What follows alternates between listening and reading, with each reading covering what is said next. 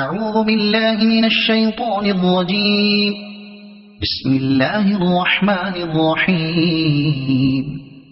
تبارك الذي بيده الملك وهو على كل شيء قدير، الذي خلق الموت والحياة ليبلوكم أيكم أحسن عملا، وهو العزيز الغفور، الذي خلق 7 سماوات طباقا، ما ترى في خلق الرحمن من تفاوت، فارجع البصر هل ترى من فطور، ثم ارجع البصر كرتين ينقلب إليك البصر خاسئا وهو حسير، ولقد زينا السماء الدنيا بمصابيح وجعلناها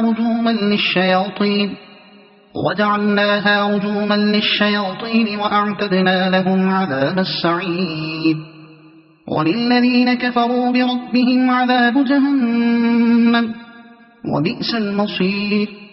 إذا ألقوا فيها سمعوا لها شهيقا وهي تفور، تكاد تميز من الغيظ، كلما ألقي فيها فوج سألهم خزنتها ألم يأتكم نذير، قالوا بلى قد جاءنا نذير فكذبنا وقلنا ما نزل الله من شيء إن أنتم إلا في ضلال كبير. وقالوا لو كنا نسمع أو نعقل ما كنا في أصحاب السعير، فاعترفوا بذنبهم فسحقا لأصحاب السعير. إن الذين يخشون ربهم بالغيب لهم مغفرة وأجر كبير. وأسروا قولكم أو اجهروا به إنه عليم بذات الصدور. ألا يعلم من خلق وهو اللطيف الخبير. هو الذي جعل لكم الأرض ذلولا فامشوا في مناكبها وكلوا من رزقه وإليه النشور. أأمنتم من في السماء أن يخسف بكم الأرض فإذا هي تمور، أم أمنتم من في السماء أن يرسل عليكم حاصبا، فستعلمون كيف نذير. ولقد كذب الذين من قبلهم فكيف كان نكير. أولم يروا إلى الطير فوقهم صافات ويقبض ما يمسكهن إلا الرحمن إنه بكل شيء بصير. أمن هذا الذي هو جند لكم ينصركم من دون الرحمن إن الكافرون إلا في غرور.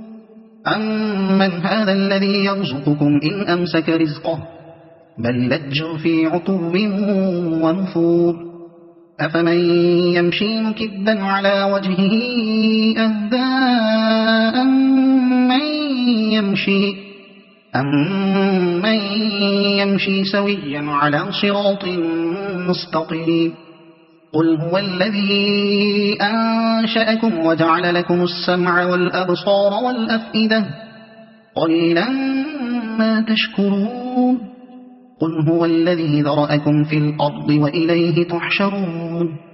ويقولون متى هذا الوعد إن كنتم صادقين. قل إنما العلم عند الله وإنما أنا نذير مبين. فلما رأوه زلفة سيئت وجوه